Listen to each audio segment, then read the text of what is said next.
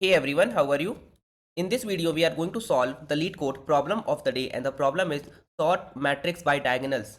In this problem, we are given a n by n square matrix of integers called as grid.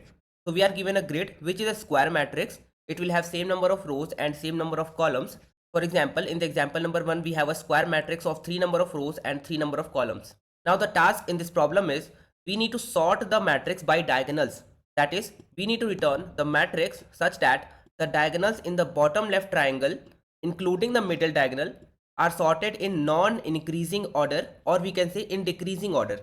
And the diagonals in the top right triangle should be sorted in non-decreasing order, or we can say increasing order.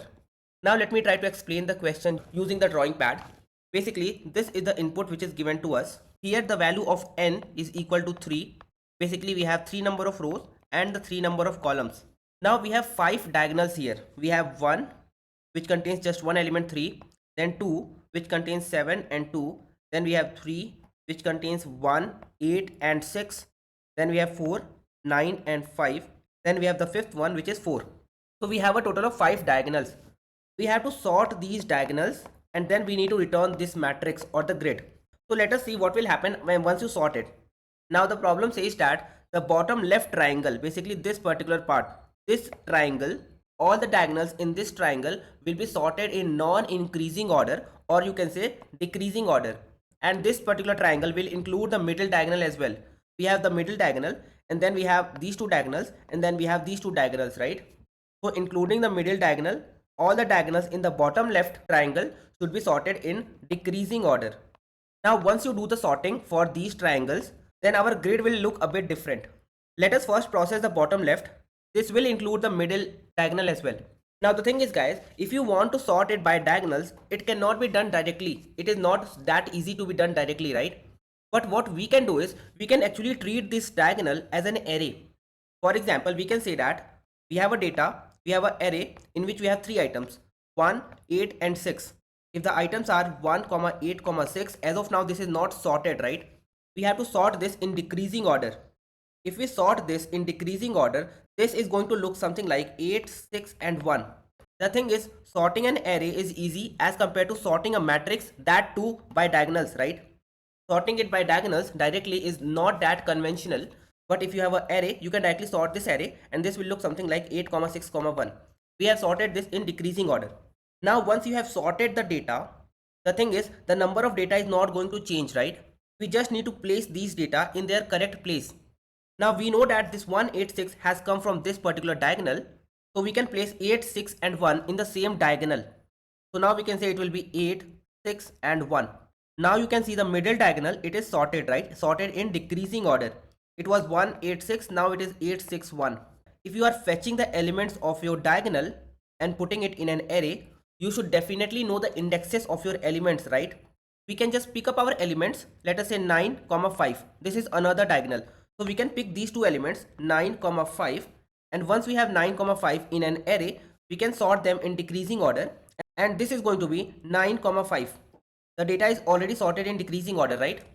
And now we can place these two elements in their respective positions in our grid, right? So we can say we have 9 here and 5 here, and similarly for 4 we are going to create an array of just one element 4, and after sorting this in decreasing order, we are going to place it back in our grid.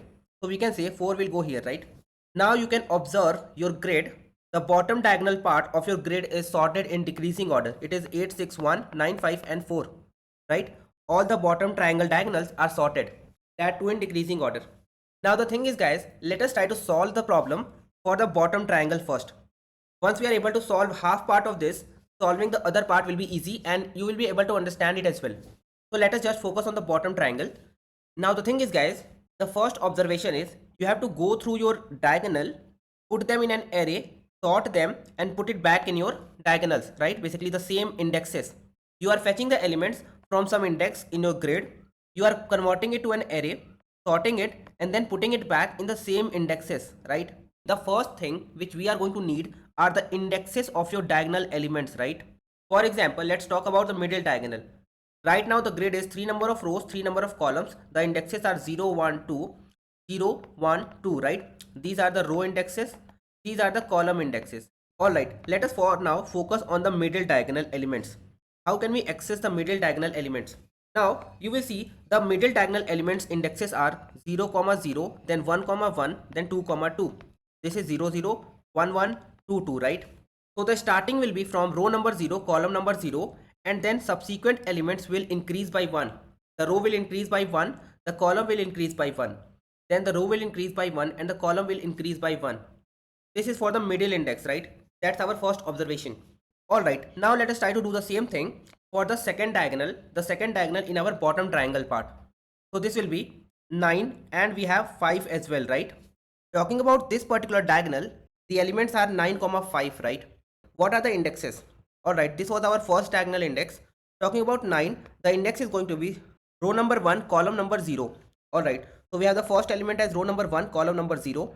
The second element, which is 5, is in the row number 2, column number 1. So it is 2, 1, right? Now the pattern which we can observe here is, again the rows are increasing and the columns are increasing by 1. It was 1, 0, now it is 2, then 1, right? Similar thing happened for the other case as well. 0, 0, then it is 1, 1, then it is 2, 2. In the second diagonal we have 1, 0, then it is 2, 1. The row index, the column index is increasing by 1. The other observation is, earlier the row started from 0, then it is 1, then it is 2, right? Now the row started at 1 and then it is 2, because the rows are changing when we are in different diagonals in the bottom triangle, right? But the columns are starting from the same point. It is column number 0, right? Column number 0, column number 0, and for this also it is going to be column number 0. So these are few observations which we have got, and based on this, let us start solving our problem for the bottom triangle. The top right triangle part solution will also be very much same. First of all, let me create a variable which is going to be the length of our grid n. This n is the number of rows and the number of columns in our grid.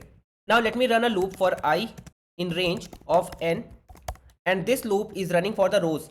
Basically the diagonals in our bottom triangle start from the row number 0, then the next diagonal will start from the row number 1, the next diagonal will start from the row number 2. So we are running a loop for the bottom triangle diagonals starting point. Now for each of the diagonals we have to perform certain tasks. We have to access the elements, put them into an array, sort the array, and then put them back into the grid. So let's actually create a function for this, because we are going to do the same thing. So for now, let's not worry about this particular logic, what we are going to do in this particular loop. This is for the bottom triangle starting from the rows. Now let us create a function def diagonal. We are creating a function diagonal which is going to do the sorting. Now what we need in every diagonal is the starting point. Where is this diagonal starting? Because the subsequent elements in every diagonals, we can just increase the indexes of the row and column by 1, and we are going to get the subsequent elements, right? So the initial row comma column we need. Now let us create an array which is equal to an empty array as of now, and let us create two more variables I comma j, which is as of now r comma c. I will tell you the use of this I comma j as well. Basically what we can do is, now we can run a loop for while I is less than n and j is less than n. Basically we need to start from a certain point, right? This r comma c is the starting point of our diagonal, and then we can continue finding the elements of our diagonal till these indexes are within the range of our grid, right? So the range of our grid is n number of rows, n number of columns. This I will now track the rows, j will now track the columns. I could have done the same thing using r comma c without creating two variables, but later on after sorting the data we have to store them back, right? So we again will need the starting point, and that is why we do not need to change the r and c. What we can simply do is we can say arr.append grid of row number I, column number j, and once the append is done you can say I plus equal to 1 and j plus equal to 1. Let's increase the indexes of row and column. Once this part is done, we can say arr.sort. We can sort our data, but the thing is guys, for the bottom triangle you have to do the sorting in non-increasing order or decreasing order. In Python, if you want to perform this, you have to say arr.sort and then pass an argument reverse is equal to true, right?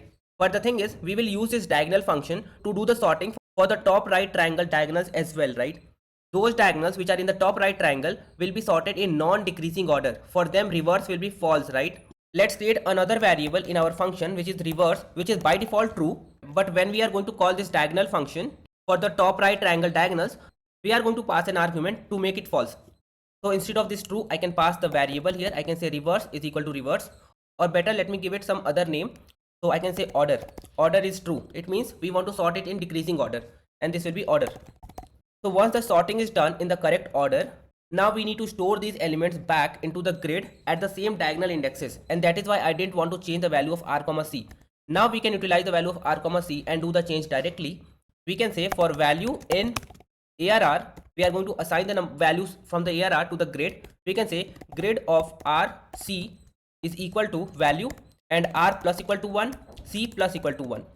This is going to traverse the grid and we are going to assign each value in our array into the grid. Now the values assigned will be in sorted order because we have already sorted the data, sorted the array. So this is the complete diagonal function, and I think this should work for the bottom triangle. What we can simply do is we can call the function diagonal, and in the diagonal function we need to pass the row and we need to pass the column. We don't need to pass this third argument order because it is by default true. We need true, so we don't need to pass it. Now the thing is, the column will always start from 0 and the row will always be I. I will increase from 0, then 1, then 2, right? So that is what's happening for the bottom triangle. Now let us try to do the same thing for the top right triangle. Let me take you back to the pad to explain you a bit. The top right triangle is basically made up of these elements, right? This is the top right triangle. We have two diagonals here, 1 and 2. The first diagonal contains one element 3, the second diagonal contains two elements 7, 2. We need to sort this diagonal in increasing order or basically non-decreasing order, right? Again, our logic is going to be same. For each of the diagonal, we are going to capture the diagonal elements 7, 2. So the elements are going to be captured in an array 7, 2. Then we can sort this array and we can say after sorting this will be 2, 7, since we have to do the sorting in increasing order. Once the sorting is done, we can assign the elements back into our grid. So this will be 2, this will be 7. Now observe the indexes of 7 and 2. For 7, the index is row number 0, column number 1. For 2, the index is row number 1, column number 2. So the index for 7 is 0, 1, 0 row, 1 column. Index for 2 is row number 1, column number 2, right? Now what we have to observe here is the row index 0 is increasing by 1 to 1. The column index 1 is increasing by 1 to 2. So again, when you are moving from one element to the other element in your diagonal, the row indexes, column indexes are increasing by 1. Again the same thing, right? But this time your row index is starting from 0, your column index is starting from 1. Similarly, for the other diagonal, which is having just one element 3, this is row number 0, column number 2. So for your other diagonal also, your row is starting from 0. For your first diagonal, your row is starting from 0. So your rows will start from 0 for the upper diagonals, and the column will start from 1. This is the column number 1. Then the column will start from the column number 2, and then you will continue creating your diagonal elements. So what we can actually do is, for the columns, we can run a separate loop. We can say for I in range of 1 to n. Now we are basically trying to do it for the top triangle. So let me write it here. We can say it is for the top triangle, and this is processing the columns now. We can again call the diagonal function and we can say diagonal, but this time our row will always start from 0 for each of the diagonal. The column will start from I, and this I is starting from 1, right? And there is one more thing, this ordering for this will be equal to false. That is, we want to sort this in increasing order. So this is going to be false. If you set this as false, later on in your diagonal function, the arr.sort reverse will be false. So the sorting will be done in increasing order. So that's the complete code for this particular problem. This is our function, the diagonal function. And now we have these two different loop calls, which is going to call our diagonal functions. And now if you just return the value of grid, I think this is going to pass all the test cases. You can just submit this and this is going to pass all the test cases. You can see the runtime is very good.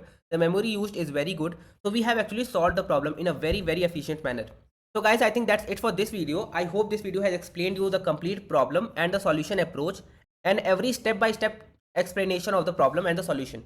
And if it did, then make sure that you hit that like button. And if you have not subscribed to my channel as of now, then make sure that you subscribe to the channel as well. And I will see you guys in the next video. I want to see you guys in the next video. Thank you for watching this one.